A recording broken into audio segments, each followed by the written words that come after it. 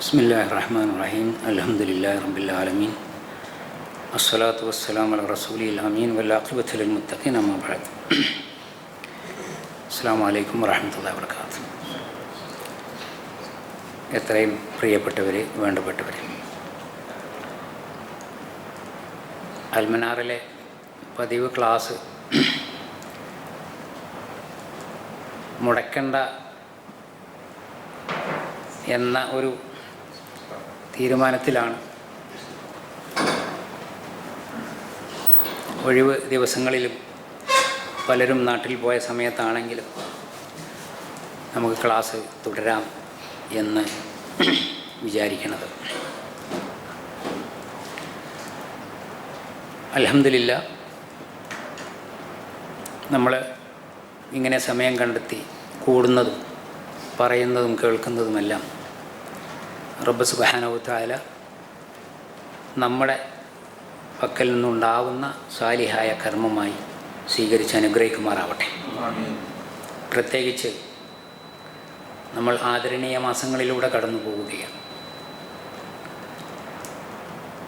അതിൽ ദുൽഖഅദും ദുൽഹജ്ജും കഴിഞ്ഞ് മുഹറം മാസത്തിൻ്റെ ആരംഭത്തിലാണ്. മറ്റ് അവസരങ്ങളെക്കാൾ വിശേഷപ്പെട്ട പ്രത്യേകതകൾ കർമ്മങ്ങൾക്ക് ഈ ആദരണീയ മാസങ്ങളിൽ ദിവസങ്ങളിലുണ്ട്. വീട്ടിൽ നിന്ന് നിസ്കരിക്കുന്നതിനേക്കാൾ പള്ളിയിൽ നിന്ന് നിസ്കരിക്കുന്നതിന് പുണ്യമുണ്ട്. സാധാരണ പള്ളികളിൽ നിന്നും നമസ്കരിക്കുന്നതിനേക്കാൾ എത്രയോ ഇരട്ടിയാണ് മസ്ജിദുൽ ഹറമിലും മസ്ജിദുൻ നബവിയിലും മസ്ജിദുൽ അഖ്സയിലുമെല്ലാം.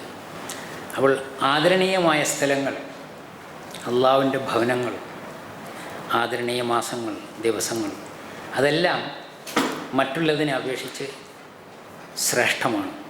അതിലെ ചെയ്യുന്ന ചെറു നന്മകൾ പോലും വലിയ പുണ്യങ്ങളായിത്തീരുന്നു. അള്ളാഹു സ്വീകരിക്കുമാറാവട്ടെ. ഇന്നിപ്പോൾ ഞായറാഴ്ച രാവ്, ശനിയാഴ്ച ഒഴിവ് ദിവസമാണ്. ഇന്ന് എത്രയാണ് തീയതി സക്കരിയ?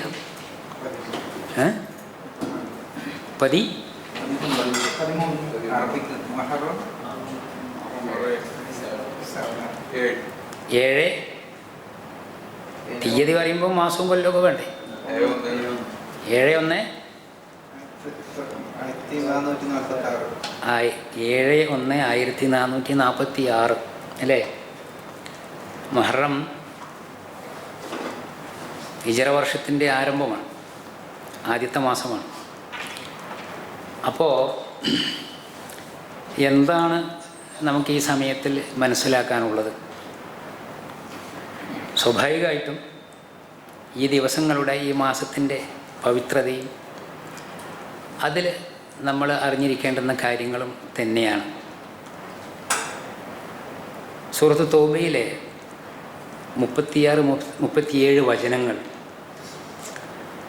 കാലനിർണയത്തെപ്പറ്റി, അള്ളാഹുവിൻ്റെ പക്കലുള്ള കാലഗതിയെ സംബന്ധിച്ച്, ഒരു വർഷം, അതിലെ മാസങ്ങൾ, അതിനെക്കുറിച്ചൊക്കെയുള്ള ചുരുക്കി പറയുന്നുണ്ട്.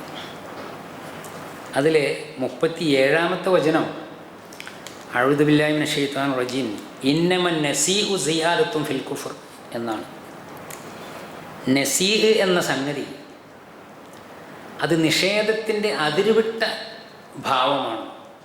സിയാദത്തുൻ ഫിൽ കുഫർ, കുഫറിൻ്റെ എത്രയോ ഇരട്ടിയായ അളവിലുള്ള കുഫറാണ്. അപ്പോൾ എന്താണ് നസീഹ്? നസീഹ് എന്ന് പറഞ്ഞാൽ നിശ്ചയിക്കപ്പെട്ട, അള്ളാഹു അറിയിച്ചു തന്നിട്ടുള്ള, പ്രവാചകർ വിവരിച്ചു തന്നിട്ടുള്ള ആദരണീയ മാസങ്ങൾ, അവസരങ്ങൾ, അതിനെ നമ്മുടെ സൗകര്യത്തിനനുസരിച്ച് മുന്നോട്ടോ പിന്നോട്ടോ മാറ്റുക എന്നതാണ്. ഉദാഹരണം പറഞ്ഞാൽ, റമദാനിൽ നോമ്പ് നിർബന്ധമാണ്. കഠിന ചൂടുള്ള കാലാവസ്ഥയാണ് ഇപ്രാവശ്യം. ഇപ്രാവശ്യത്തെ റമദാൻ നമുക്ക് ഒരു തണുപ്പത്തേക്ക് മാറ്റാൻ മുന്നോട്ട് അല്ലെങ്കിൽ പിന്നോട്ട് മാറ്റി നിശ്ചയിക്കുക. ഇങ്ങനെയുള്ളൊരു സമ്പ്രദായം പണ്ട് ജാഹിലിയ കാലത്ത് അറബികൾക്കിടയിലുണ്ടായിരുന്നു. അത് ഒരു കർമ്മം അനുഷ്ഠിക്കുന്നതിനെക്കുറിച്ചല്ല, അതിലുപരിയായി ആദരണീയ മാസങ്ങൾ. ഇന്ന ഇദ്ദത്ത ശുഹൂരി ഇൻദല്ലാഹി ഇസ്നാ ഷഹ്റ ഫി കിതാബില്ലാഹി യൗമ ഖലഖ സമാവാതി വൽ അർദ്. ആകാശഭൂമികളെ സൃഷ്ടിച്ച അന്ന് തൊട്ടേ അള്ളാഹുവിൻ്റെ പക്കൽ കാലത്തിൻ്റെ വർഷത്തിൻ്റെ നിർണയം 12 മാസങ്ങളാണ്. എന്നിട്ടോ അതിൽ ആദരണീയ മാസങ്ങളുണ്ട്. ആ ആദരണീയ മാസങ്ങൾ മിൻഹ അർബഅത്തുൻ ഹുറും. ആ 12 മാസങ്ങളിൽ 4 ആദരണീയ മാസങ്ങളാണ്. അതിൽ യുദ്ധങ്ങളോ മറ്റു രീതിയിലുള്ള സംഘടനകളോ എതിർപ്പുകളോ ശത്രുതയോ ഒന്നും കാണിക്കാൻ പ്രകടിപ്പിക്കാൻ പാടില്ല. നല്ല വിശപ്പും ദാഹവും ഉണ്ട്, എന്നാലും നോമ്പായതുകൊണ്ട് നമ്മൾ നിയന്ത്രിച്ച് നിർത്തുന്നു. ഇതുപോലെ പല കാരണങ്ങളുമുണ്ട്. ഒരുപാട് പകരം ചോദിക്കാനുണ്ട്, പകരം വീട്ടാനുണ്ട്. അങ്ങനെയൊക്കെയുള്ള പ്രത്യേകിച്ച് യുദ്ധത്തിൻ്റെ വെറിയന്മാർ എപ്പോഴും വാളും ഉറയിലിട്ട് അല്ലെങ്കിൽ കയ്യിൽ പിടിച്ച് നടക്കുന്ന അവസ്ഥ, തലമുറകളായി ബാക്കി നിൽക്കുന്ന ചോരയ്ക്ക് വരെ പകരം വീട്ടുന്ന പാരമ്പര്യങ്ങൾ, ഇങ്ങനെയൊക്കെയുള്ള ഒരു ജനതയിൽ നിശ്ചിതമായ ഇത്രയും കാലത്ത് ഇത്ര മാസങ്ങളിൽ യുദ്ധം പാടില്ല എന്നുള്ള നിയന്ത്രിതമായ അവസ്ഥയാണ്, അതിൻ്റെ നിർദ്ദേശമാണ്. അത് ലംഘിച്ചു പോവുക, അതിനുവേണ്ടി അതിൻ്റെ അവസരങ്ങളെ മാറ്റി നിശ്ചയിക്കുക. അപ്പോൾ ഇതാണ് ഈ നസീഹ് എന്ന് പറയുന്നത്.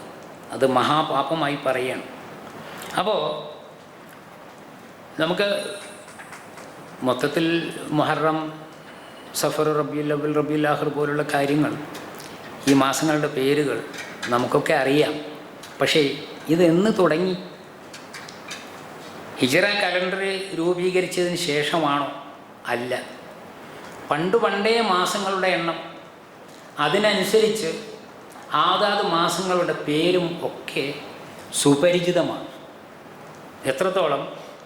ഇബ്രാഹിം അലൈഹി സ്വലാത്തു വസ്സലാമിനോട് വഅദ്ദിൻ ഫിന്നാസി ലിൽ ഹജ്ജ്, ഹജ്ജിന് വേണ്ടി വിളംബരം ചെയ്യാൻ, ജനങ്ങളെ ക്ഷണിക്കാൻ ഇബ്രാഹിം നബിയോട് കൽപ്പന ഉണ്ട്. ആ ഹജ്ജ് എന്നാണ് എന്നത് എല്ലാവർക്കും അറിയാം. ആ കൽപ്പന ലഭിക്കുന്ന ഇബ്രാഹിം നബിക്കും അറിയാം. കാരണം പണ്ടേ അത് സുപരിചിതമാണ്. മൂസാ നബി ജീവനും കൊണ്ട് അലൈഹിസ്സലാം ഓടിപ്പോകുന്നുണ്ട് മദിയൻ ഭാഗത്തേക്ക്. ചരിത്രം നമ്മൾ ധാരാളം കേട്ടതാണ്, പഠിച്ചവരുമുണ്ടാവാം. അങ്ങനെ വഴിയോരത്ത് ഒരാൾക്കൂട്ടത്തെ കാണുകയാണ്. ചെന്ന് നോക്കുമ്പോൾ ഒരു കിണറുണ്ട്, അതിൽ നിന്ന് വെള്ളം കോരാൻ വേണ്ടി ഒരുപാട് ആളുകൾ വന്നതാണ്. 2 പെൺകുട്ടികൾ ദൂരെ മാറി നിൽക്കുന്നുണ്ട്. അപ്പം എന്തോ പന്തികേടുള്ളതുപോലെ. അപ്പം വളരെ ധീരനും വീരനുമൊക്കെയായ മൂസാ അലൈഹി സ്വലാത്തു വസ്സലാമിന് പക്ഷേ ആ കുട്ടികളെ കണ്ടപ്പോൾ ദയ തോന്നി. അവരുടെ അടുത്തേക്ക് ചെന്നു. എന്തു പറ്റി നിങ്ങൾക്ക്? അപ്പോൾ പറഞ്ഞു, ഞങ്ങൾക്ക് ആണുങ്ങളാരുമില്ല, വീട്ടിൽ വാപ്പ വളരെ പ്രായം ചെന്ന അവസ്ഥയിലാണ്. ഈ ആണുങ്ങളൊക്കെ വെള്ളം കോരി പോയിട്ട് വേണം ഞങ്ങൾക്ക് വെള്ളം എടുക്കണമെങ്കിൽ, ആടുകളെ കുടിപ്പിക്കണമെങ്കിൽ, വീട്ടിൽ കൊണ്ടുപോകണമെങ്കിൽ. അപ്പോൾ മൂസാ നബിയിൽ ആ ഒരു നന്മയുടെ സേവന സന്നദ്ധത വളരെ ഉയർന്ന് അദ്ദേഹം ഈ ആൾക്കൂട്ടത്തെ ഭേദിച്ചുകൊണ്ട് കിണറിൻ്റെ അടുത്തേക്ക് പോയി. അദ്ദേഹം വളരെ ശക്തനായിരുന്നു. ഒറ്റ അടി കൊണ്ട് ഒരുത്തൻ്റെ കഥ കഴിച്ചു. അതിൻ്റെ കാരണത്താൽ ഓടി പോരേണ്ടി വന്നു. അപ്പോൾ കിണറ്റിൽ നിന്ന് വെള്ളം കോരി ഈ ആടുകളെ കുടിപ്പിച്ചു, കുട്ടികളെ പാത്രത്തിൽ നിറച്ചു കൊടുത്തു പോയി. ഒരു ദീർഘിച്ച സംഭവമാണ്, ഞാൻ വിവരിക്കില്ല. എന്നിട്ട് അദ്ദേഹം മാറി ഒരു മരത്തിൻ്റെ ചോട്ടിൽ നിന്നിട്ട് വിശ്രമിക്കുന്നുണ്ട്. റബ്ബി ഇന്നി ലിമാ അൻസൽത ലയ്യ മിൻ ഖൈറിൻ ഫഖീർ. പടച്ചോനെ, ഞാൻ ആരോരുമില്ലാത്തൊരു യാത്രക്കാരൻ, എവിടേക്കാണ് പോവുക, എന്താ കിട്ടുക ഒന്നും അറിയില്ല, ജീവനും കൊണ്ട് ഓടി പോവുകയാണ്. എന്ത് ഹൈറ് എൻ്റെ അടുത്ത് നിന്ന് കിട്ടിയാലും ഞാൻ അതിന് ഫഖീറാണ്, അത്യാവശ്യക്കാരനാണ്, തിടുക്കക്കാരനാണ്. അങ്ങനെ പറഞ്ഞുകൊണ്ട് മരത്തിൻ്റെ ചോട്ടിൽ വിശ്രമിക്കുകയാണ്. കുറച്ച് കഴിഞ്ഞപ്പോൾ ഈ നേരത്തെ വന്ന പെൺകുട്ടികളിൽ ഒരുത്തി വന്നിട്ട് പറഞ്ഞു, നിങ്ങളെപ്പോൾ വിളിക്കുന്നുണ്ട്? എന്താ ചോദിച്ചപ്പം, ഞങ്ങൾക്ക് വെള്ളം കോരിത്തുന്ന സഹായിച്ച് നിങ്ങൾക്ക് പ്രതിഫലം തരാം. അപ്പോൾ എന്ത് കിട്ടിയാലും ആവശ്യമാണ്, അതിനുവേണ്ടി തേടിക്കൊണ്ട് കുത്തിരിക്കുകയാണ്. അദ്ദേഹം പോയി അവിടെ എത്തി നോക്കുമ്പോൾ വീട്ടിൽ പ്രായമായി കിടക്കുന്ന ഉപ്പയും ഈ യാത്രക്കാരനും എളുപ്പത്തിൽ പരിചയപ്പെട്ടു. കാരണം ഉപ്പ യാക്കൂബ് നബിയാണ്, അദ്ദേഹത്തിൻ്റെ കുട്ടികളാണ് വെള്ളം കോരാൻ വേണ്ടി വന്നത്. ഈ നാടും വിട്ട് ഓടി വന്നതോ മറ്റൊരു പ്രവാചകൻ മൂസാ നബിയാണ്. അവിടെ ഞാൻ സൂചിപ്പിക്കുന്നത്, അവിടെ യാക്കൂബ് നബി അലൈഹി സ്വലാം പറയുന്നുണ്ട്, പിന്നെ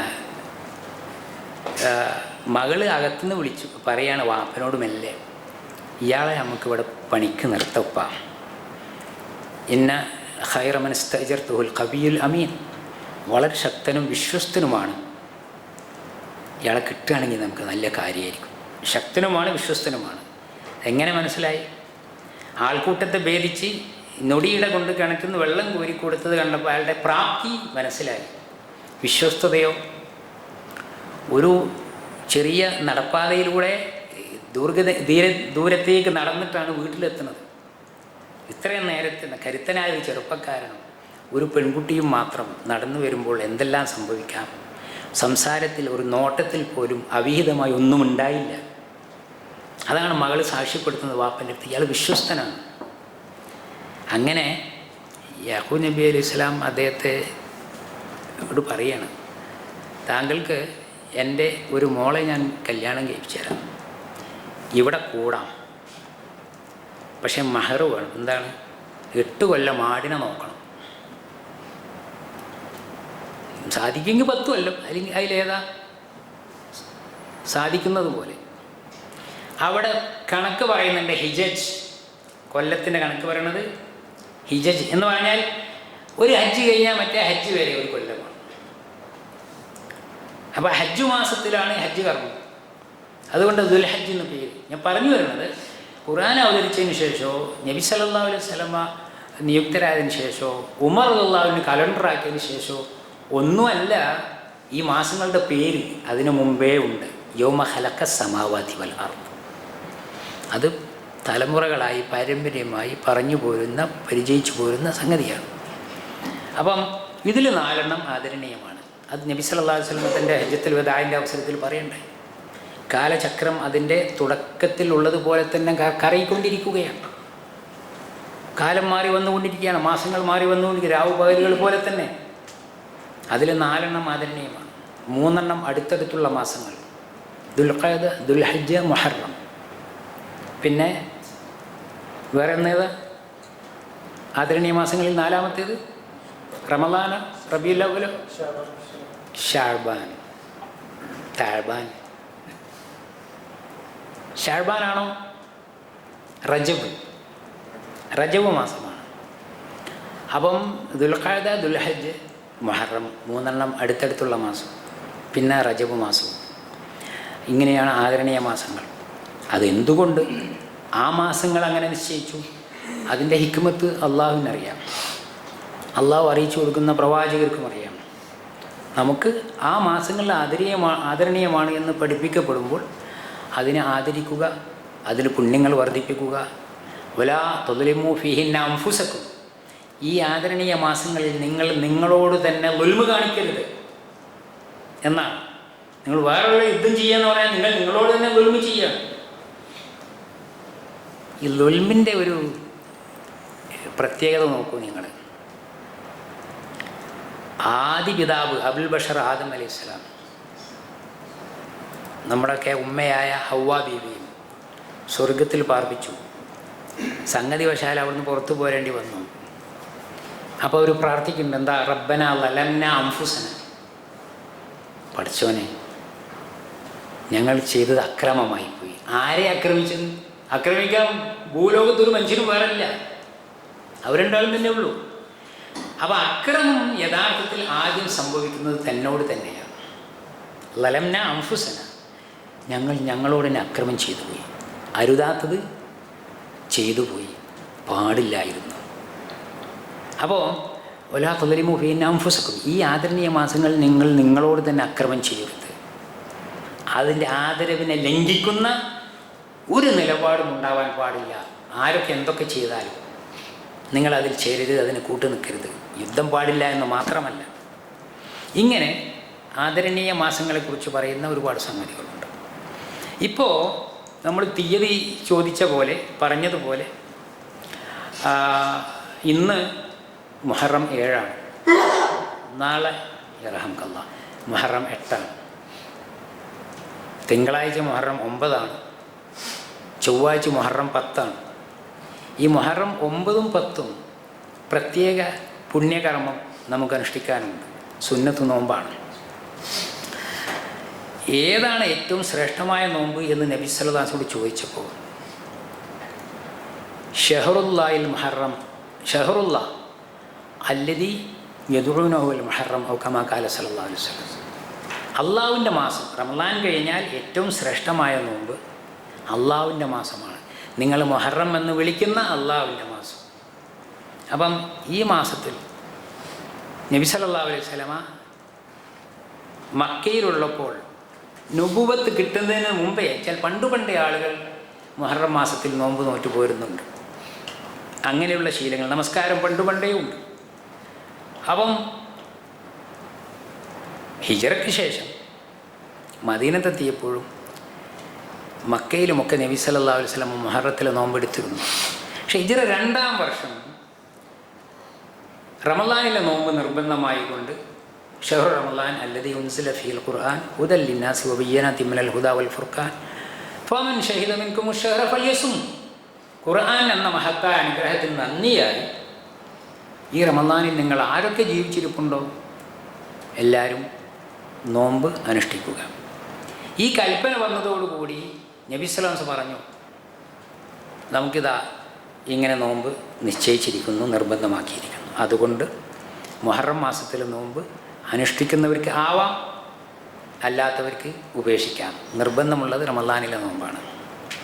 അങ്ങനെ റമളാനിലെ നോമ്പ് നോറ്റു പോകുമ്പോഴാണ് പിന്നീട് മദീനത്തെ ചുറ്റുപാടുകളും ഒക്കെ കൂടുതൽ മനസ്സിലാക്കുമ്പോഴാണ്, അവിടുത്തെ മറ്റുള്ളവരുമായൊക്കെ ഇടപഴകുന്ന അവസരങ്ങൾ ഉണ്ടാകുമ്പോഴാണ് അവിടെ ഉണ്ടായിരുന്ന ജൂതന്മാർ മുഹറം മാസത്തിലെ മുഹറം 10ൻ്റെ നോമ്പെടുക്കുന്നുണ്ട് എന്ന് മനസ്സിലായത്.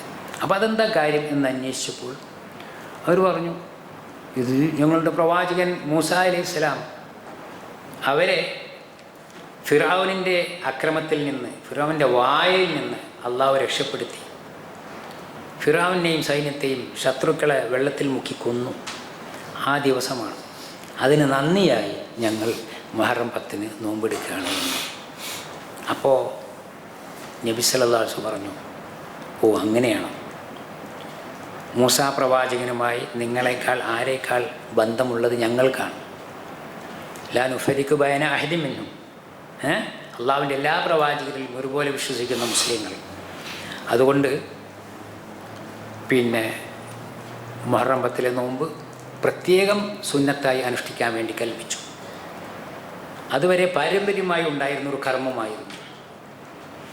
പിന്നീട് നബി സല്ലല്ലാഹു അലൈഹി വസല്ലം വഫാത്താകുന്ന അവസാനത്തെ വർഷത്തിൽ പറഞ്ഞു, ഈ ജൂതന്മാരുമായി അവരുടെ ചര്യകളും ശീലങ്ങളുമായി ഒരു മാറ്റം, ഒരടയാളം പ്രത്യേകം നമുക്ക് വേണം. അത് മുഹറം 9 കൂടി അടുത്ത വർഷം ഞാനുണ്ടെങ്കിൽ നോമ്പെടുക്കും എന്ന് നബി സല്ലല്ലാഹു അലൈഹി വസല്ലം പറഞ്ഞു. പല ഹദീസുകളുടെയും റിവായത്തുകൾ, റിപ്പോർട്ടുകൾ, അതിൽ നിന്ന് കിട്ടുന്ന ആശയത്തിൻ്റെ ഒരു ചുരുക്കമാണ് ഞാൻ നിങ്ങളോട് പറയണത്. അങ്ങനെ പക്ഷേ നബി സല്ലല്ലാഹു അലൈഹി വസല്ലം അടുത്ത വർഷത്തെ മുഹറത്തിലേക്ക് ബാക്കി നിന്നില്ല, വഫാത്തായി. അപ്പോൾ മുഹറം 10 നബി സല്ലല്ലാഹു അലൈഹി വസല്ലം അനുഷ്ഠിക്കുകയും 9 അനുഷ്ഠിക്കാൻ വേണ്ടി ആഗ്രഹിക്കുകയും അതിനുവേണ്ടി നിർദ്ദേശിക്കുകയും ചെയ്തു. അങ്ങനെയാണ് മുഹറം 9ൻ്റെയും 10ൻ്റെയും നോമ്പ് ബലപ്പെട്ട സുന്നത്താണ് എന്ന് പറയുന്നത്. മുഹറം 10ലെ നോമ്പ് അനുഷ്ഠിച്ചതിനെക്കുറിച്ച് അതിൻ്റെ എന്താണ് അതുകൊണ്ട് കാര്യം എന്ന് ചോദിച്ചപ്പോൾ നബി സല്ലല്ലാഹു അലൈഹി വസല്ലം പറഞ്ഞു, അഹ്തസിബു അലല്ലാഹ്, ഞാൻ കണക്കാക്കുന്നത്, അള്ളാഹുവിൻ്റെ പക്കൽ ഞാൻ വരവ് വെക്കുന്നത്, യുക്കഫിർ സനത്തിൽ മാവിയ, കഴിഞ്ഞ ഒരു വർഷക്കാലത്തെ പാപങ്ങൾ പൊറുക്കാൻ മാത്രം അത് പുണ്യമുള്ളതാണ് എന്ന് പഠിപ്പിക്കേണ്ടത്. അപ്പോൾ ആ ഒരു സുന്നത്ത് മാത്രമല്ല, ഷഹറുല്ലാഹിൽ മുഹറം, അള്ളാഹുവിൻ്റെ മാസമായ മുഹറം മാസത്തിൽ എടുക്കുന്ന നോമ്പുകളാണ് റമളാനിലെ നോമ്പ് കഴിഞ്ഞാൽ ഏറ്റവും ശ്രേഷ്ഠമായ നോമ്പുകൾ എന്ന് പറഞ്ഞതിൻ്റെ അടിസ്ഥാനത്തിൽ പണ്ഡിതന്മാരുടെ വിശകലനത്തിൽ മുഹറം മാസം മുഴുവൻ നോമ്പെടുക്കാം, പുണ്യമുള്ളതാണ്.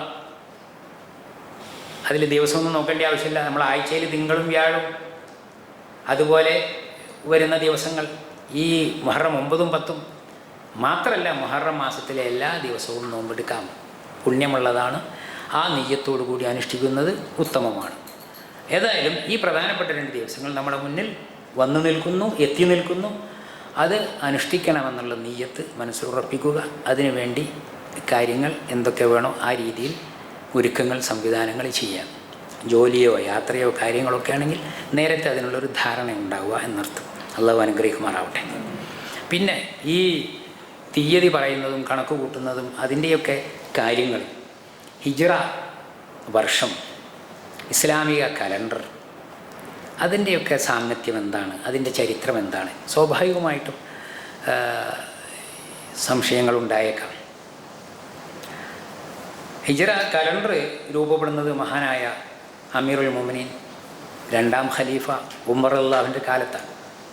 എന്ന് പറഞ്ഞാൽ നബി സല്ലല്ലാഹു അലൈഹി വസല്ലം കാലത്ത് തന്നെ അള്ളാഹുവിൻ്റെ പ്രവാചകർ സല്ലല്ലാഹു അലൈഹി വസല്ലം എഴുത്തും വായനയും നേരിട്ട് പരിചയമില്ലെങ്കിലും എഴുത്തുകാരെ കൊണ്ട് പല കത്തുകളും സന്ദേശങ്ങളും പല അയൽ രാജ്യങ്ങളിലേക്കൊക്കെ കൊടുത്തയച്ചിരുന്നു, ഇസ്ലാമിലേക്ക് ക്ഷണിച്ചുകൊണ്ട്.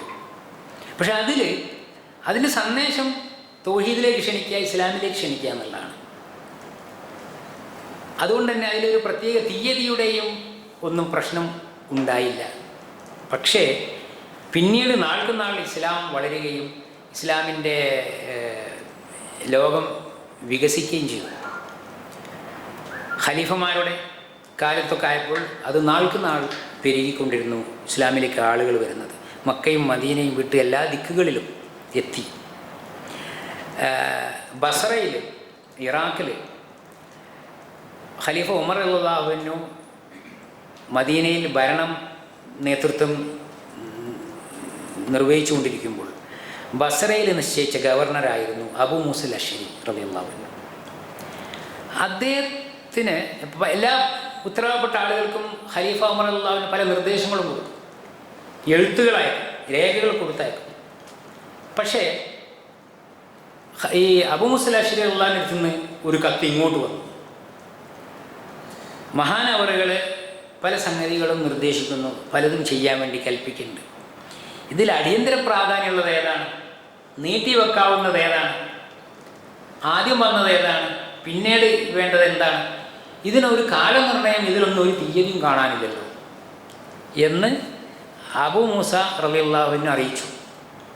ഏതാണ്ട് ആ സമയത്ത് തന്നെ ഖലീഫയുടെ ദീവാനിൽ, മജ്ലിസിൽ ഒരു കേസ് വന്നു. ഒരു ഇടപാട് കേസാണ്, അതിന് തീർപ്പ് കൽപ്പിക്കണം. അപ്പം ഉള്ള സാക്ഷികളെയും എല്ലാവരെയും ഹാജരാക്കി നോക്കുമ്പോൾ ഷഅബാൻ മാസത്തിൽ തിരിച്ചു കൊടുക്കാമെന്നതാണ് ഈ ഇടപാടിൻ്റെ നിബന്ധന, കരാർ. പക്ഷേ ഏത് ഷഅബാൻ? കഴിഞ്ഞ ഷഅബാനിൽ കൊടുക്കേണ്ടതായിരുന്നോ? അത് ഈ ഷഅബാനിലാണോ? അത് അടുത്ത കൊല്ലത്തെ ഷഅബാനാണോ? തീയതി എവിടെയും രേഖപ്പെടുത്തിയിട്ടില്ല, ആർക്കും അത് പറയാനും പറ്റുന്നില്ല. അപ്പോൾ ഖലീഫ ഉമർ റളിയല്ലാഹു അൻഹു തീരുമാനിച്ചു, ഇങ്ങനെ പോരാ, നമുക്ക് നാളുവഴികൾ കുറിക്കാൻ, ചരിത്രങ്ങൾ രേഖപ്പെടുത്താൻ, ഇടപാടുകളിൽ രേഖ ഉണ്ടാക്കാൻ ഒക്കെ തീയതി അറിയാനുള്ള ഒരു കലണ്ടർ വേണം എന്ന്. അങ്ങനെ എല്ലാ കാര്യത്തിലും കൂടിയാലോചിക്കാനുള്ളൊരു സമിതിയുണ്ട്. അവരെല്ലാവരും വിളിച്ചു വരുത്തി. അതിൽ മഹാന്മാരായ സഹാബികളുണ്ട്, പലരുമുണ്ട്. അപ്പം പറഞ്ഞു, നമുക്ക് ഇങ്ങനെ ഒരു കലണ്ടർ വേണം. അപ്പോൾ പല അഭിപ്രായങ്ങളും വന്നു. നമുക്ക് റോമക്കാരുടെ, അലക്സാണ്ടർ ചക്രവർത്തിയുടെ കാലം തൊട്ടുള്ള കലണ്ടർ, അതാണല്ലോ പ്രസിദ്ധം, നമുക്കതാവാം. പക്ഷേ ഖലീഫ പറഞ്ഞു, നമുക്ക് നമ്മുടേതായി വേണം. അങ്ങനെ പലരും പല അഭിപ്രായങ്ങൾ വന്നു. അള്ളാഹു റസൂൽ റഹ്മത്തുൽ ലിൽ ആലമീൻ, ആ റസൂൽ സല്ലല്ലാഹു അലൈഹി വസല്ലമയുടെ ജന്മം മുതൽ നമുക്ക് 1, 2, 3 കൊല്ലങ്ങൾ എണ്ണിപ്പോരാം. വേറെ ഒരു കൂട്ടർ പറഞ്ഞു, റസൂലുള്ള വഫാത്തായത്, ജനിച്ചതിനെക്കുറിച്ച് നമുക്ക് കൃത്യമായിട്ട് അറിഞ്ഞൂടാ. വഫാത്തായത് എല്ലാവർക്കും അറിയാം, അതൊരിക്കലും മറക്കാത്തതാണ്, അന്ന് മുതൽ എണ്ണിപ്പോരാം. പിന്നെ അങ്ങനെ പല ബെഴ്സത്തിൻ്റെ നുബുവത്ത് കിട്ടിയത് മുതൽ എണ്ണിപ്പോരാം. അവസാനം മഹാന്മാരായ സദസ്സിലുണ്ടായിരുന്ന ഉസ്മാൻ റളിയല്ലാഹു അൻഹു, അലി റളിയല്ലാഹു അൻഹു എന്നിവർ ഒരേ അഭിപ്രായത്തിൽ പറഞ്ഞുകൊണ്ട് മുന്നോട്ട് വന്നു. നമുക്ക് ചരിത്രത്തിലെ പ്രവാചക സല്ലല്ലാഹു അലൈഹി വസല്ലമയുടെ ജീവിതത്തിലെ, മുസ്ലിം ഉമ്മത്തിൻ്റെ ചരിത്രത്തിലെ ഏറ്റവും വലിയ മഹാസംഭവമായ ഹിജ്റ, ആ ഹിജ്റ മുതൽ നമുക്ക് നമ്മുടെ കാലനിർണയം എണ്ണിപ്പോരാ എന്ന്. തീർച്ചയായിട്ടും ഉമർ റളിയല്ലാഹു അത് വളരെ ബോധ്യപ്പെട്ടു. ഹക്കും ബാത്തിലും വേർതിരിച്ച മഹാസംഭവമാണ്. മറ്റാരുടെയും കോപ്പി അടിക്കാതെ നമുക്ക് നമ്മുടെ സ്വന്തമായ ഒരു ചരിത്രമാണ്. നമുക്കത് നമ്മുടെ കലണ്ടറായി നിർണ്ണയിക്കാം എന്ന്. മാത്രമല്ല അദ്ദേഹം അതിൽ ചില അഭിപ്രായങ്ങൾ കൂടി കൂട്ടിച്ചു. ചർച്ചയിൽ ശരി, നമുക്ക് ഹിജറ മുതൽ എണ്ണിപ്പോരാം നമ്മുടെ കലണ്ടർ. പക്ഷേ ഹിജറ ഉണ്ടായതെന്നാണ്? കൊല്ലം ആരംഭിക്കുന്നത് എപ്പോഴാണ്? മുഹറം, സഫർ, റബീഉൽ അവ്വൽ ഇങ്ങനെ എണ്ണി പോന്നിട്ടാണ് ദുൽഹജ്ജ് വരെ എത്തുന്നത്. 12 മാസങ്ങൾ. പക്ഷേ ഹിജറ ഉണ്ടായതെന്നാണ്? ഹിജറയുടെ ചരിത്രത്തിൽ അതിൻ്റെ തീയതി അറിയോ? മുഹറത്തിലല്ല, ഫെബ്രുവരിയില. എന്ന് പറഞ്ഞാൽ 2ാം മാസമായ സഫർ മാസത്തിൻ്റെ അവസാനം. സഫർ 26-നാണ് വീട്ടിൽ നിന്നും കൊല്ലാൻ വേണ്ടി വാളുവേന്തി നിൽക്കുന്നവരെ കണ്ണുവെട്ടിച്ച് പ്രവാചകർ സല്ലല്ലാഹു അലൈഹി വസല്ലം ഇറങ്ങുന്നത്. അബൂബക്കർ റളിയല്ലാഹുവിൻ്റെ വീട്ടിൽ വന്ന് അവിടുന്ന് അവർ രണ്ടുപേരും കൂടി നേരത്തെ പ്ലാൻ ചെയ്ത് വഴി കാണിച്ചു തരാൻ, ഭക്ഷണം എത്തിക്കാൻ, അവർ നടന്നു പോയ അടയാളങ്ങൾ മായ്ച്ചു കളയാനും ഒക്കെ ആൾ ഏർപ്പാടാക്കിയിട്ട് വളരെ പ്ലാൻഡായിരുന്നു ഹിജറ. എന്നിട്ട് സൗർ ഗുഹയിൽ പോയി ഒളിച്ചിരുന്നു. ഞാൻ വിവരിക്കല്ല ചരിത്രം. അപ്പം സഫർ 26-നാണ്. എന്നിട്ട് 3 പകലും 4 രാവുകളും അവിടെ കഴിച്ചു കൂട്ടി. സഫർ കഴിഞ്ഞാൽ പിന്നെ ഏതാ മാസം? മുഹറം, സഫർ, പിന്നെ റബീഉൽ അവ്വൽ. റബീഉൽ അവ്വൽ 1-നാണ് സൗർ ഗുഹയിൽ നിന്നും അവർ ഇറങ്ങി പുറപ്പെടുന്നത്. മനസ്സിലായോ? മുഹറത്തിലല്ല ഹിജ്റ ഉണ്ടായത്. അങ്ങനെ പോയിട്ട് റബീഉൽ അവ്വൽ 8-നാണ്, ഒരാഴ്ച 8 ദിവസം യാത്ര ചെയ്തിട്ടാണ് കുബായിലെത്തുന്നത്. കുബായിൽ വിശ്രമിച്ചു, അവിടെ പള്ളിയുണ്ടാക്കി, അതൊക്കെ അറിയാമല്ലോ. അവിടുന്ന് പിന്നെ കുബായിൽ നിന്ന് പിന്നെ പോയിട്ടാണ് റബീഉൽ അവ്വൽ 12-ന് മദീനയിലെത്തുന്നത്. മനസ്സിലായോ? അപ്പോൾ കുബായിലെ ഒക്കെ നിങ്ങൾ ഒരുപാട് ചരിത്ര ക്ലാസ്സുകളോട് കേട്ടിട്ടുണ്ടാവും. മദീനത്തുനിന്ന് കുബായിൽ നബി അള്ളാഹുവിൻ്റെ റസൂലും സംഘവും എത്തിയിട്ടുണ്ടെന്ന് അറിഞ്ഞപ്പോൾ കാണാൻ വേണ്ടി ചിലർ വന്നു. പലരും അവിടെ തന്നെ കാത്തു നിന്നതാണ് മദീനത്ത്. കാണാൻ അവർ വന്നു നോക്കുമ്പോൾ പിന്നെ ഇങ്ങനെ തട്ടം വിരിച്ചിട്ട്, വെയിലുള്ളാതിരിക്കാൻ തട്ടങ്ങനെ നേർത്തി വിരിച്ചിട്ട്, പിന്നെ നബിക്ക് വെയിലുള്ളാതിരിക്കാൻ. പക്ഷേ ഇരിക്കുന്ന കൂട്ടത്തിൽ പ്രായം ചെന്ന ആളെ തോന്നുന്നത് അബൂബക്കർ റളിയല്ലാഹുവിനെയാണ്. നബിയെ കാണുമ്പോൾ അത്ര പ്രായം തോന്നുന്നില്ല, ആ ശരീരപ്രകൃതം. അപ്പോൾ വന്നവരൊക്കെ വിചാരിച്ച് അതാണ് നബി. ആര്? അബൂബക്കർ റളിയല്ലാഹു. ഇത് കൂടെ വന്ന അബൂബക്കറായിരിക്കും എന്നിവരെ കണ്ടിട്ടില്ലാത്തവർ, കേട്ടവർ മാത്രം. അപ്പോൾ അങ്ങനെയുള്ള ഒരുപാട് കൗതുക വാർത്തകൾ അതിലുണ്ട്. ഏതായിരുന്നാലും മുഹറത്തിലല്ല ഹിജ്റ ഉണ്ടായത്, സഫർ മാസം അവസാനത്തിൽ റബീഉൽ അവ്വലിൻ്റെ 2ാം വാരത്തിലാണ് അവർ മദീനയിലെത്തുന്നത്. പിന്നെ എന്തുകൊണ്ട് ഹിജ്റ കലണ്ടർ മുഹറത്തിൽ എണ്ണിപ്പോരുന്നു? മുഹറത്തിൽ മാസം മുതൽ തുടങ്ങാൻ കാരണം, അതിന് കാരണമുണ്ട്. ഒന്ന്, വളരെ പാരമ്പര്യമായി യൗമ ഖലഖ സമാവാതി വൽ അർദ്, ആകാശഭൂമികളെ സൃഷ്ടിച്ച അന്ന് മുതൽ കാലനിർണയം നിശ്ചയിച്ചിട്ടുണ്ട്. അന്നു മുതലേ അറിയപ്പെടുന്നു. ഇബ്രാഹിം നബി അലൈഹി സ്വലാമിനോട് ഹജ്ജിന് വേണ്ടി ജനങ്ങളെ ക്ഷണിക്കാൻ പറഞ്ഞപ്പോൾ, യാക്കൂബ് നബി അലൈഹി സ്വലാത്തു വസ്സലാം മൂസാ നബിനോട് 8 വർഷം ആടിനെ മേയ്ക്കണം എന്ന് മഹർ നിശ്ചയിച്ചപ്പോൾ ഒക്കെ ഈ ഹജ്ജ് മാസമാണ് കണക്ക് പറയുന്നത്. എന്നുവെച്ചാൽ കൊല്ലം കണക്കാക്കാൻ ഹജ്ജ് മാസത്തോടുകൂടി ഡിസംബർ അവസാനിക്കുകയാണ്. പിന്നെ വരുന്നത് ജനുവരി എന്ന് നമ്മൾ എണ്ണുന്നത് പോലെ മുഹറം മാസം പുതിയ വർഷമാണ്. ഉമർ റളിയല്ലാഹു പറഞ്ഞു, ജനങ്ങൾ ഹജ്ജ് കഴിഞ്ഞ് ശുദ്ധപ്രകൃതരായി പുണ്യഭൂമിയിൽ നിന്ന് തിരിച്ച് അതാത് നാടുകളിലെത്തുമ്പോൾ പുതിയ നാളുകൾ കുറിക്കാൻ, പുതിയ ജീവിതം ആരംഭിക്കാൻ, പുതിയ ചരിത്രങ്ങൾ സൃഷ്ടിക്കാൻ, ആ തുടക്കം കുറിക്കാൻ പുതിയ മാസം മുഹറം മുതൽ നമുക്ക് എണ്ണാം. ഇതുവരെ ശീലിച്ചു പോകുന്നതും പറഞ്ഞു പോരുന്നതുമായ ആ കാലക്രമം മുഹറം മുതൽ തുടങ്ങി ദുൽഹജ്ജിൽ അവസാനിക്കുന്ന ആ 12 മാസങ്ങൾ അതിൽ മാറ്റം വരുത്തിയാൽ ആശയക്കുഴപ്പങ്ങളുണ്ടാവും. അത് വേണ്ട. ഹിജ്റ ഉണ്ടായ ആ വർഷം മുതലുള്ള മുഹറം മുതൽ നമുക്ക് 1-ാമത്തെ വർഷമായി എണ്ണിപ്പോരാം. അങ്ങനെയാണ് ഉമർ റളിയല്ലാഹുവിൻ്റെ സുചിന്തമായ തീരുമാനത്തിൽ മഹാന്മാരായ സഹാബികളുടെയും തൻ്റെ ഷൂറ അംഗങ്ങളുടെയും ആലോചനയോടുകൂടി ഹിജ്റ കലണ്ടർ ആരംഭിക്കുന്നത്. ആ ഹിജ്റ കലണ്ടർ ആരംഭിച്ചിട്ട് 1445 വർഷം കഴിഞ്ഞു. 46-ാം വർഷത്തിൻ്റെ ജനുവരി 7 എന്ന് പറയുന്നത് പോലെ മുഹറം 7-ലാണ് നമ്മളിപ്പോഴും ഉള്ളത്. സംഭവബഹുലമായ ചരിത്ര പരമ്പരകൾ മാത്രമല്ല, ഈ നമുക്കിഷ്ടം പോലെ കലണ്ടർ വളരെ ഈസി ആയിട്ട് ഉപയോഗിക്കാൻ ഉണ്ടാവും. പിന്നെ ഇങ്ങനൊരു കണക്കെന്തിനാ എന്ന് ചോദിക്കുമ്പോൾ നമുക്ക് ഇസ്ലാമിക ശരീഅത്തിൻ്റെ അനുഷ്ഠാനങ്ങളിൽ വളരെ പ്രധാനപ്പെട്ട ഒന്നാണ് സക്കാത്ത്. അതുപോലെ നോമ്പ്. സൂമൂലി റൂയത്തിഹി വഅഫ്തിറൂലി റൂയത്തിഹി.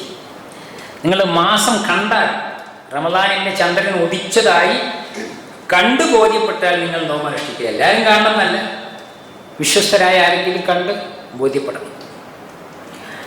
അടുത്ത മാസം ശവ്വാൽ മാസം ഉദിച്ചിരിക്കുന്നു എന്ന് അതുപോലെ കണ്ടു ബോധ്യപ്പെട്ടാൽ നിങ്ങൾ റമദാനിൽ നിന്ന് വിരമിക്കുക, ഈദുൽ ഫിത്ർ ആഘോഷിക്കുക. അതുപോലെ ഹജ്ജ് മാസവും ഹജ്ജിൻ്റെ ദിവസവും ഒക്കെ നിർണ്ണയിക്കാൻ അത് വേണം. ഇങ്ങനെ ഉള്ള നോമ്പിൻ്റെ കാര്യം, നോമ്പ് പക്ഷേ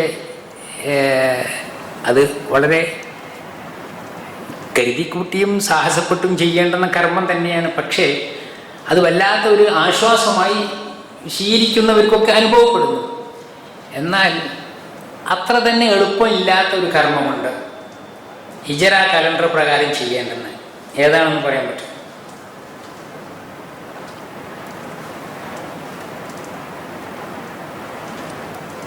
ഹജ്ജ് മാസം ഉറപ്പിക്കണം.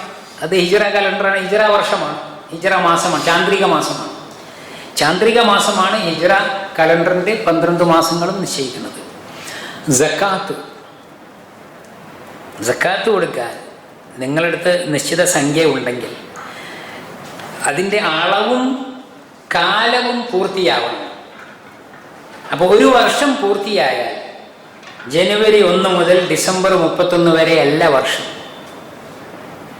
അങ്ങനെ കണക്ക് കൂട്ടുമ്പോൾ ഇസ്ലാമിക ശരീഅത്തിൻ്റെ നിർബന്ധമായ സക്കാത്ത് എന്ന കർമ്മത്തിലെ 11 ദിവസം നിങ്ങൾ കട്ടെടുക്കുകയാണ്. ഹിജ്റ വർഷത്തിലെ ദിവസങ്ങളും നമ്മുടെ മറ്റ് എന്ത് കലണ്ടർ എന്നാലും പറയാം, ഗ്രിഗാരിയൻ, ആ കലണ്ടറും തമ്മിൽ വർഷങ്ങളിൽ 11 ദിവസത്തിൻ്റെ വ്യത്യാസമുണ്ട്. സക്കാത്ത് കൊടുക്കാൻ ആ കണക്ക് നോക്കിയ പോലെ അപ്പോഴേക്ക് നിങ്ങൾ സക്കാത്ത് കൊടുക്കാതിരുന്നിട്ട് 11 ദിവസം കഴിഞ്ഞു പോകും. മനസ്സിലായോ? നോമ്പ് നിങ്ങളുടെ ഹിജ്റ ചാന്ദ്രിക മാസം അനുസരിച്ചല്ലോ നോമ്പ് എടുക്കുന്നത്. ഇതുപോലെ തന്നെ ഇസ്ലാം കാര്യങ്ങളിൽ വളരെ പ്രധാനപ്പെട്ട 5 കാര്യങ്ങളിൽ നോമ്പ് പോലെ മറ്റൊന്നാണ് സക്കാത്ത്. നിങ്ങൾ ഏതു മാസം ആരംഭിച്ചാലും അപ്പോഴുള്ള ഹിജ്റ വർഷം ഏതാണ്, ഹിജ്റ മാസം ഏതാണ്, തീയതി ഏതാണ്, അടുത്ത ആ ഹിജ്റ മാസത്തിൻ്റെ ചാന്ദ്രിക മാസത്തിൻ്റെ തീയതി ആകുമ്പോൾ നിങ്ങൾ അതുവരെയുള്ള വരുമാനത്തിൻ്റെ ചെലവ് കഴിച്ചിട്ടുള്ള അതിൻ്റെ വിഹിതം, അതിൻ്റെ അളവ് പ്രകാരം നിങ്ങൾ കൊടുക്കാൻ ബാധ്യസ്ഥനായി. അതിനിപ്പോൾ ഏതെങ്കിലും സുല്ലമിൻ്റെ മദീനത്തുൽ ഉലൂമിൻ്റെ കലണ്ടർ ആണെങ്കിലും ജനുവരിയും ഫെബ്രുവരിയും നോക്കി അടയാളപ്പെടുത്തിയാൽ പോരാ. പിന്നെയോ ഹിജ്റ തീയതി പ്രകാരം തന്നെ അല്ലാതിരുന്നാൽ നമ്മളതിൽ അറിയാതെ പറ്റിപ്പോകുന്ന കുറ്റക്കാരായിത്തീരും. അപ്പോൾ ഹിജ്റ കലണ്ടർ നമ്മുടെ അനുഷ്ഠാനങ്ങളിൽ, കർമ്മങ്ങളിൽ, മുഹറം മാസത്തിൽ ഇത്ര ആദരണീയമായ മാസവും അതിൽ ഇങ്ങനെയുള്ള അനുഷ്ഠാനങ്ങളും ഒക്കെ ഉള്ളപ്പോൾ തന്നെ വളരെ വിപരീതമായ കാഴ്ചപ്പാടുകൾ, നിലപാടുകൾ ഉള്ള ആളുകളുണ്ട്. എന്ന് പറഞ്ഞാൽ മുഹറം 10 കഴിയാതെ ഒരു നല്ല കാര്യം ഒരു യാത്ര ചെയ്യാൻ പാടില്ല, ഒരു കച്ചവടം തുടങ്ങാൻ പാടില്ല, ഒരു കല്യാണം നിശ്ചയിക്കാൻ പാടില്ല. ഇങ്ങനെ ഒരു സംഗതിയും നമ്മളൊരു നന്മയും പുണ്യവും അല്ലെങ്കിൽ ഹൈറാവണം എന്ന് വിചാരിക്കുന്ന ഒരു സംഗതി ഒരു വീട്ടിൽ കൂടാൻ പാടില്ല. മുഹറം 10 കഴിയണം എന്നുള്ള ഒരു നിലപാട്. പക്ഷെ അത് വളരെ തെറ്റായ ഒരു ധാരണയാണ്. പറഞ്ഞു വന്നത് എങ്ങനെ ഈ ഒരു ധാരണ വളരെ അടിസ്ഥാനരഹിതമായ ഒരു ദുശ്ശകുനത്തിൻ്റെ കാഴ്ചപ്പാട് മുസ്ലിം ഉമ്മത്തിലുണ്ടായി. അത് പല ആചാരങ്ങളും കടന്നു വന്നതുപോലെ തന്നെ, എന്നാൽ ശക്തമായ ഒരു രാഷ്ട്രീയ പിൻബലവും കൂടി അത്തരം ധാരണയുടെ പിന്നിലുണ്ട്. ആത്മീയത്തിൽ രാഷ്ട്രീയ കലാപം എന്ന് പറയാം. പ്രവാചകർ സല്ലല്ലാഹു അലൈഹി വസല്ലമയുടെ കാലശേഷം ഖുലഫാഉ റാഷിദുകളുടെയൊക്കെ 4 ഖലീഫമാരുടെയൊക്കെ സുവർണ കാലഘട്ടം കഴിഞ്ഞപ്പോഴേക്ക് വളരെ ആസൂത്രിതമായ രാഷ്ട്രീയ പ്രേരിതമായ പ്രവർത്തനങ്ങൾ, അത് മതത്തിൻ്റെ അല്ലെങ്കിൽ ആത്മീയതയുടെ നിറം കൊടുത്ത് മുസ്ലിം ഉമ്മത്തിലേക്ക് നുഴഞ്ഞു വരാൻ തുടങ്ങി. അത് ചിലപ്പോൾ നമ്മുടെ ഈ പ്രത്യേക സാഹചര്യത്തിലും ചുറ്റുപാടിലും പല പേരുകളും പരസ്യമായി പറയുന്നത് പോലും ചിലപ്പോൾ പന്തിയായിക്കൊള്ളണം എന്നില്ല. അതുകൊണ്ടാണ് ഞാൻ അങ്ങനെ പറയുന്നത്. എന്ന് പറഞ്ഞാൽ നബി കുടുംബം, അള്ളാഹുവിൻ്റെ പ്രവാചകരുടെ കുടുംബം, അഹ്ലു ബൈത്ത് എന്ന് പറഞ്ഞാൽ അത് ഏതൊരു സത്യവിശ്വാസികളുടെയും വൈകാരികമായ ഒരു തലത്തിലേക്ക് എത്തിക്കുന്നതാണ്. അപ്പോൾ നബി കുടുംബത്തിൽ നിന്നാണ് മുസ്ലിം ഉമ്മത്തിൻ്റെ നേതൃത്വം എന്നും ഉണ്ടാവേണ്ടത്. നമ്മൾ തങ്ങൾ കുടുംബം എന്ന് പറയണം അതിന്. അപ്പം അതിൽ പലരും ആകർഷകരായി ആ ചിന്തയിൽ. എത്രത്തോളം എന്ന് വെച്ചാൽ, ഒന്നാമത്തെ ഖലീഫ അത് തട്ടിയെടുത്തു, രണ്ടാമത്തെ ഖലീഫയും നബി കുടുംബത്തിന് കൊടുക്കാതെ അത് സ്വന്തമാക്കി, മൂന്നാമത്തെ വരും, പിന്നെ ഇങ്ങനെ നാലാമത്തെ ആൾക്ക് മാത്രമാണ് പ്രവാചകർ സല്ലല്ലാഹു അലൈഹി വസല്ലമയുടെ പ്രിയ മകളുടെ ഭർത്താവും നബിയുടെ സ്വന്തക്കാരനും കുടുംബക്കാരനും ഒക്കെയായ അലി റളിയല്ലാഹു അൻഹുവിന് ആ സ്ഥാനം കിട്ടിയത്. അതുവരെ കാത്തിക്കേണ്ടി വന്നു. പിന്നെയും അത് കയ്യിൽ നിന്ന് മറ്റുള്ളവർ തട്ടിയെടുത്തു. ഒരുപാട് രാഷ്ട്രീയ പ്രേരിതമായ ബഹളങ്ങളും സംഘട്ടനങ്ങളും യുദ്ധങ്ങളുമൊക്കെ നടന്നു. അപ്പോഴേക്ക് അവിടെയൊക്കെ ഏറ്റവും വലിയൊരു ശക്തിയായി ആ ചിന്തയെ മുന്നോട്ട് നയിച്ചിട്ടുള്ളത് അതിന് ആത്മീയ നിറം കൊടുത്തു എന്നതാണ്. യഥാർത്ഥത്തിൽ അങ്ങനെ വിശുദ്ധ ഖുർആനിലോ പ്രവാചകർ സല്ലല്ലാഹു അലൈഹി വസല്ലമയുടെ വചനത്തിലോ ഇല്ല. എത്രത്തോളം എന്ന് വെച്ചാൽ, നബി സല്ലല്ലാഹു അലൈഹി വസല്ലമ വിശുദ്ധ ഖുർആനിൽ പറഞ്ഞതാണ്, ഇന്നല്ലാഹു മലായികത്തുഹു യുസല്ലൂന അലൻ നബി യാ അയ്യുഹല്ലദീന ആമനു സല്ലു അലൈഹി വസല്ലിമു തസ്ലീമ. അള്ളാഹു മലക്കുകളുമെല്ലാം അള്ളാഹുവിൻ്റെ പ്രവാചകർക്ക് വേണ്ടി നന്മകൾ നേരുന്നു, അള്ളാഹു അനുഗ്രഹിക്കുന്നു, മലക്കുകൾ പ്രാർത്ഥിക്കുന്നു. അതുകൊണ്ട് സത്യത്തിൽ വിശ്വസിച്ചവർ നിങ്ങളെല്ലാവരും പ്രവാചകർക്ക് വേണ്ടി സലാത്തും സലാമും പ്രാർത്ഥിക്കുക. നിങ്ങൾ എനിക്ക് വേണ്ടി സലാത്ത് ചൊല്ലുക, ഞാൻ നിങ്ങൾക്ക് വേണ്ടി തിരിച്ചു ചൊല്ലും, അള്ളാഹു നിങ്ങൾക്ക് വേണ്ടി സലാത്ത് ചൊല്ലും, മലക്കുകൾ നിങ്ങൾക്ക് വേണ്ടി പ്രാർത്ഥിക്കും എന്നൊക്കെ നബി സ്വല്ലല്ലാഹു അലൈഹി വസല്ലം പറഞ്ഞത് കാണാം.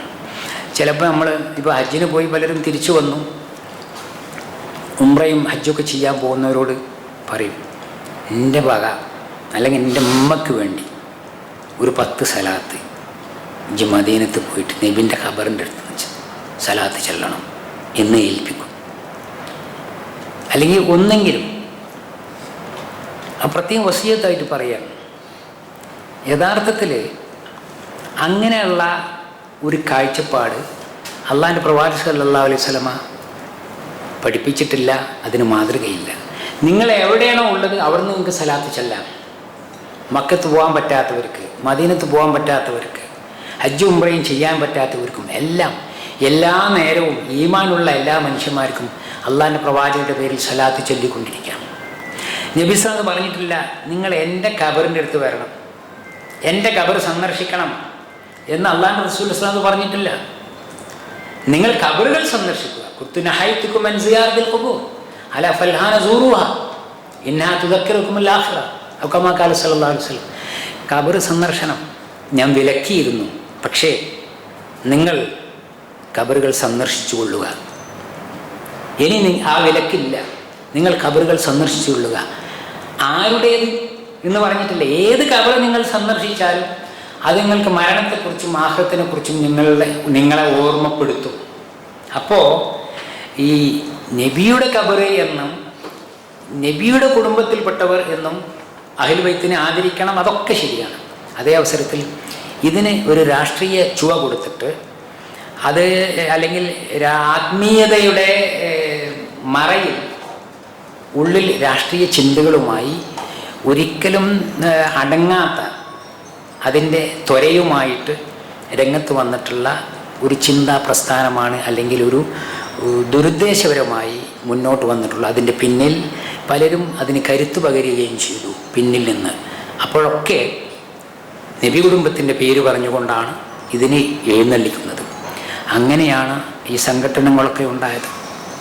പ്രവാചകരുടെ പൗത്രൻ ഹുസൈൻ റളിയല്ലാഹു അൻഹു ദാരുണമായി കൊല്ലപ്പെടുന്നതൊക്കെ അങ്ങനെയുള്ള സംഭവത്തിലാണ്. ഒരുപാട് സംഗതികളുണ്ട്. അപ്പോൾ അതുണ്ടായത് മുഹറം 10-നാണ്. ആ വളരെ ദാരുണമായ സംഭവം അത് ഒരു കരിദിനമാണ് ചരിത്രത്തിൽ. ആരും അതിനെ ന്യായീകരിക്കുന്നില്ല. പക്ഷേ അതിന് മതപരമായ നിറം കൊടുക്കുകയും വൈകാരികമായി ആ വിഷയത്തെ മാറ്റിയെടുക്കുകയും ആ വികാരത്തിൽ ഒരു പ്രസ്ഥാനത്തെ, ഒരു വിപ്ലവ പ്രസ്ഥാനത്തെ നിലനിർത്തുകയും മുന്നോട്ട് നയിക്കുകയും ചെയ്തുകൊണ്ടിരിക്കുകയാണ്. അങ്ങനെയാണ് കാലം നീങ്ങിക്കൊണ്ടിരിക്കുന്നത്. അതുകൊണ്ട് അതിൽ നിന്ന് ഉടലെടുത്തതാണ് ആ ദിവസം, ആ കരിദിനം, ഈ മുഹറം 10 അവസാനിക്കുന്നത് വരെ ഒരു സന്തോഷവും ഒരാഘോഷവും ഒരു നല്ല കാര്യവും പാടില്ല, അത് കഴിഞ്ഞിട്ടേ പാടുള്ളൂ എന്ന്. ഇങ്ങനെയാണ് ആ ചിന്ത വരുന്നത്. നഹ്സിൻ്റെ ശകുനപ്പിഴ, ദുശകുനത്തിൻ്റെ ദിവസങ്ങളാണ് എന്ന് അഭ്യസ്ത വിദ്യരും ഉദ്യോഗസ്ഥരും ഉന്നതന്മാരും ഒക്കെ ആളുകളൊക്കെ സത്യപ്രതിജ്ഞ ചെയ്യാൻ വരെ മുഹറം 10 ചെയ്യാൻ കാത്തുക്കുന്നു. ആരാ തീരുമാനിക്കണോ പാസ്സാക്കണോ ഒക്കെ? അങ്ങനെ മുസ്ലിങ്ങൾ തന്നെ, ഈ പറഞ്ഞ വിഭാഗത്തിലൊന്നും പെടാത്ത ആളുകൾ, പക്ഷേ പാരമ്പര്യമായി അങ്ങനെ ആചരിച്ചു പോരുന്നു. തെറ്റിദ്ധാരണയാണ്. ആദരണീയമായ മാസം, അതിൽ തിന്മകൾ ചെയ്യാതിരിക്കുക എന്നും നന്മകൾ വർദ്ധിപ്പിക്കുക എന്നും പറഞ്ഞത്. എന്തെല്ലാം നന്മകൾ ചെയ്യാൻ പറ്റുമോ ബിസ്മി ചൊല്ലിയിട്ട് അള്ളാഹുവിൽ തവക്കലാക്കിയിട്ട് ആരംഭിക്കുക. കല്യാണം നടത്താം, കച്ചവടവും നടത്താം, യാത്രയും ചെയ്യാം, എന്തുമാവാം. ശകുനത്തിൻ്റെ ദുശകുനത്തിൻ്റെ പ്രശ്നമേ അതിലൊന്നുമില്ല. അതേ അവസരത്തിൽ നന്മകൾ വർദ്ധിപ്പിക്കുക എന്നതാണ്. സുന്നത്ത് നോമ്പുകൾ വർദ്ധിപ്പിക്കുക. നോമ്പുകൾ മാത്രമല്ല, പറഞ്ഞല്ലോ മുഹറം മാസത്തിൻ്റെ തുടക്കത്തിലാണ്. ഈ 9ഉം 10ഉം മാത്രമല്ല, മുഹറം മാസം മുഴുവൻ നോമ്പ് അനുഷ്ഠിക്കാം, പുണ്യമുള്ളതാണ്. അതോടൊപ്പം ഈ ആദരണീയ മാസങ്ങളിൽ പുണ്യസ്ഥലങ്ങളിൽ നമ്മൾ പള്ളിയിലിരുന്ന് ദിക്റുകളും പ്രാർത്ഥനകളും ചൊല്ലുന്നതും ഖുർആൻ പാരായണം ചെയ്യുന്നതും മറ്റൊരു സ്ഥലത്ത് ആവുന്നതിനേക്കാൾ എത്രയോ ശ്രേഷ്ഠമാണ്. അതുപോലെ തന്നെ ആദരണീയ മാസങ്ങളിൽ നന്മകൾ വർദ്ധിപ്പിക്കാൻ ശ്രമിക്കുക. നന്മകളിൽ ഏറ്റവും ലളിതമായും ഏറ്റവും പ്രായോഗികമായും ഒരു ഭാരവും ഇല്ലാത്ത രീതിയിൽ ചെയ്യാവുന്നതാണ് ദിക്റുകൾ, പ്രാർത്ഥനകൾ. പക്ഷേ പലപ്പോഴും തിരക്കിനിടയിൽ ആ കാര്യം വിട്ടുപോകുന്നു. അതിനുവേണ്ടി ഉളവെടുക്കേണ്ടതില്ല, വസ്ത്രം മാറ്റേണ്ടതില്ല, പള്ളിയിൽ പോയി ഇരിക്കേണ്ടതില്ല, എല്ലാവരും ഒന്ന് മാറിക്കി എന്ന് പറയേണ്ട ആവശ്യമില്ല. ജോലിസ്ഥലത്തും യാത്രയിലും എല്ലാ സ്ഥലത്തും എവിടെയും ആവാം ദിക്റുകളും പ്രാർത്ഥനകളും. അപ്പം ഇത്തരത്തിലുള്ള നന്മകൾക്ക് കൂടുതൽ പ്രോത്സാഹനം, അളവറ്റ പ്രതിഫലവുമുള്ള പുണ്യദിവസങ്ങളിൽ അത് പ്രത്യേകം വർദ്ധിപ്പിക്കുകയും ചെയ്യാം. ഖലീലുല്ലാഹി ഇബ്രാഹിം അലൈഹി സ്വലാത്തു വസ്സലാം ഇസ്രാ മിഅ്റാജിൻ്റെ സമയത്ത് അള്ളാഹുവിൻ്റെ റസൂൽ സല്ലല്ലാഹു അലൈഹി വസല്ലമ ഇബ്രാഹിം നബിയുമായി കണ്ടു. അപ്പം ആദരണീയനായ എൻ്റെ മകന് സ്വാഗതം എന്നൊക്കെ പറഞ്ഞു. അള്ളാഹുവിൻ്റെ പ്രവാചകരായി നിയുക്തരായ എൻ്റെ മകന് സ്വാഗതം എന്നൊക്കെ പറഞ്ഞു. എന്നിട്ട് പിരിയുമ്പോൾ ഇബ്രാഹിം അലൈഹി സ്വലാത്തു വസ്സലാം നബി സ്വലാമോട് പറഞ്ഞു, അഖ്രി അല ഉമ്മത്തിക്ക മിന്നി സലാം, നിൻ്റെ ഉമ്മത്തിനോട് എൻ്റെ സലാം പറയാം. ഇബ്രാഹിം നബി മുഹമ്മദ് നബിനെ ഏൽപ്പിക്കുകയാണ്. എന്നിട്ട് അവരോട് പറയണം, ഇന്നൽ ജന്നത്ത ഖിയാൻ, സ്വർഗമുണ്ടല്ലോ അത് സമതലമായ ഇടമാണ്, കൃഷിക്ക് വളരെ ഉപയുക്തമായ സ്ഥലമാണ്.